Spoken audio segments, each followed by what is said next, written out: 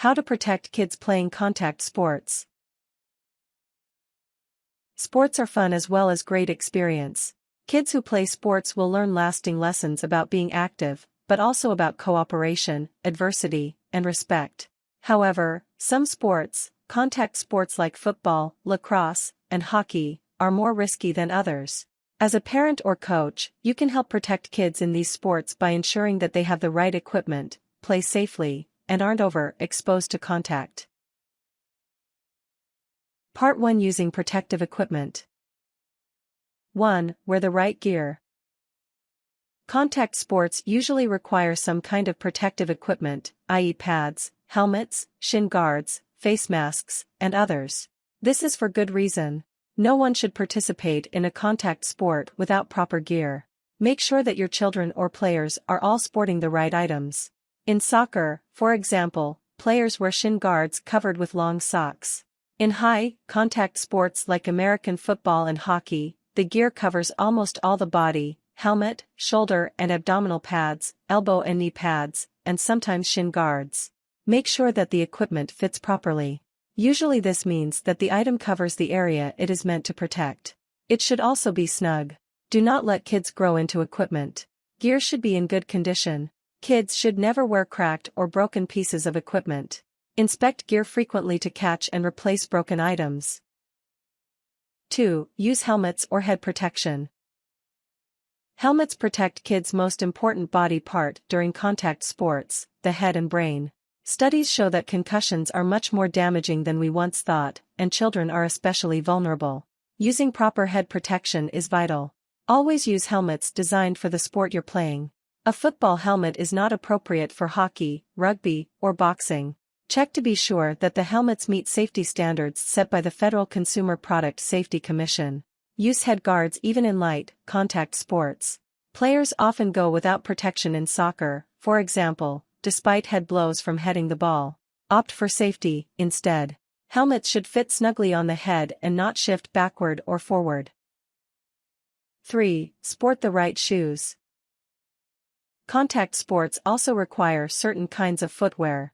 Soccer, American football, lacrosse, and other sports use cleated shoes, for example, while hockey uses ice skates. The right footwear will let kids to play the game correctly, while avoiding trips and falls. Be sure that shoes and other footwear fits. Cleats should fit like normal shoes while skates should have slightly more room. Keep in mind that hockey skates also size about 1 to 1.5 sizes smaller than shoes. Replace shoes, cleats, and skates that are worn out and no longer supportive. 4. Protect other vulnerable areas. Don't forget to have players protect other vulnerable areas, like the eyes, face, and mouth. These areas are not always included in the formal gear but should be covered. As a coach, you may have to have kids get certain items on their own. Football and hockey helmets may already have built-in face masks. Kids can also get eye shields that attach to the helmet or even protective goggles. Mouth guards protect the teeth, tongue, and mouth and sell for a few dollars at sporting goods stores. Have your kids or players dip the guard into hot water for about a minute, then remove and bite down on it. This should mold the guard to their teeth. Make sure players remove retainers before playing, too.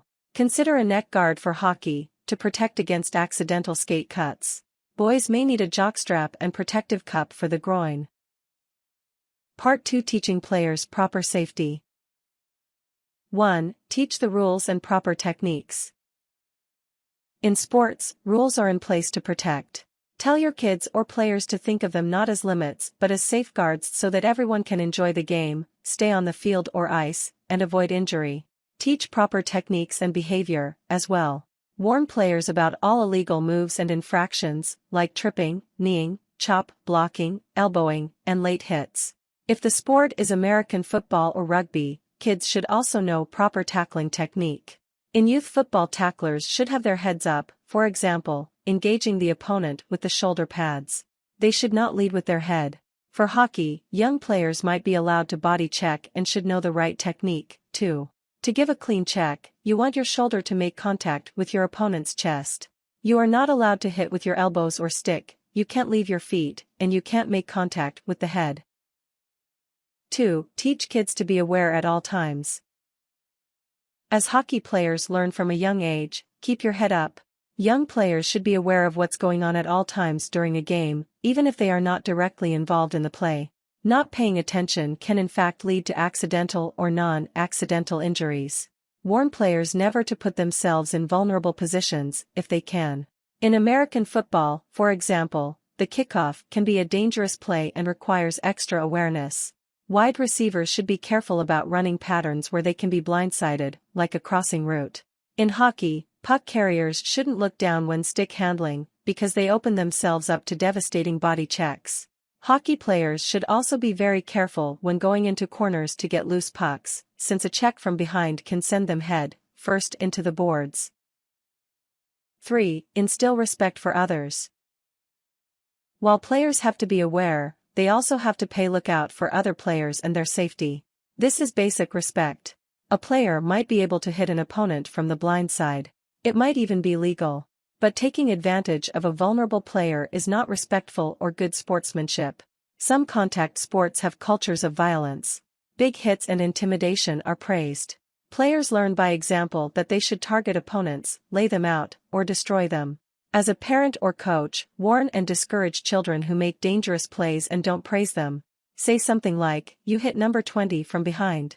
That was dangerous and illegal. It's not okay to take advantage of someone who's vulnerable. Hit cleanly the next time." Respect is especially important in sports like hockey and lacrosse, where players have sticks. Teach players that they should never use a stick as a weapon against an opponent. Part 3. Reducing the level of contact. 1. Limit contact to games. Want a simple way to reduce injury in contact sports? Reduce contact. You can do this in several ways, one of which is by removing contact from everything but the game. That means no contact in practice, drills, or informal scrimmages. Try going to touch-only practices in football. In hockey or lacrosse, ban hitting in practices and scrimmages. Limiting contact to games should reduce all kinds of injuries, like concussions, breaks, sprains, and muscle tears.